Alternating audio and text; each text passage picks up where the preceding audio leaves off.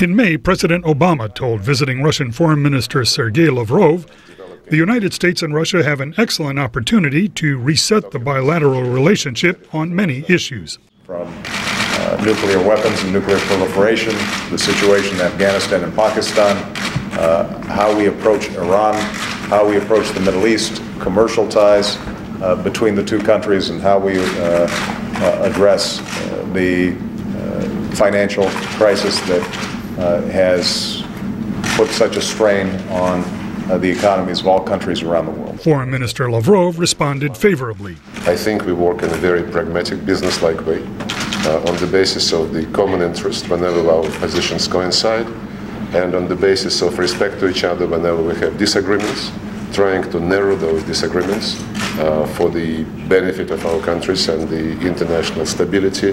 5, 4. One major common interest is reducing nuclear arsenals. The two leaders are to receive a progress report on achieving the goals of a new agreement to replace the Strategic Arms Reduction Treaty. Progress on START could lead to closer cooperation on other issues, says Viktor Kremenyuk of Moscow's USA-Canada Institute. I think Obama is doing the right thing. His priority now is offensive strategic weapons, a new strategic arms limitation treaty. And if this issue can be resolved, it can open the possibility of addressing other problems. Problems such as preventing Iran from acquiring nuclear weapons, a top U.S. foreign policy priority. And also progress on missile defense, which Moscow strongly opposed when the Bush administration wanted to deploy such assets in Europe. How Russia deals with dissent in human rights is an issue Russian civic activists say should be at the top of Mr. Obama's agenda, but fear it will not. In March, President Medvedev met in the Kremlin with former U.S. Senators Chuck Hagel and Gary Hart, members of the Bipartisan Commission on U.S. Policy toward Russia. While the commission urges Mr. Obama to raise human rights, it also recommends he respect Russia's sovereignty, history, and traditions.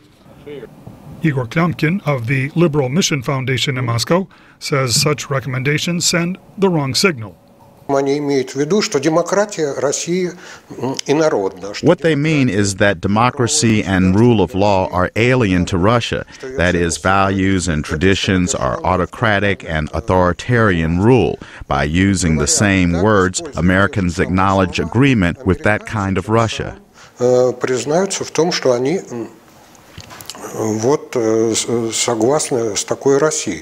Viktor Kremenyuk agrees that Russia must democratize if it is to modernize its economy. But he says outside pressure could be counterproductive.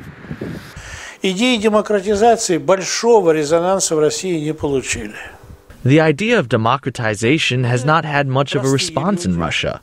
It has not gotten through to ordinary people or to those in power. So to demand observance of certain rules under such conditions will look like fundamental interference in the internal affairs of Russia.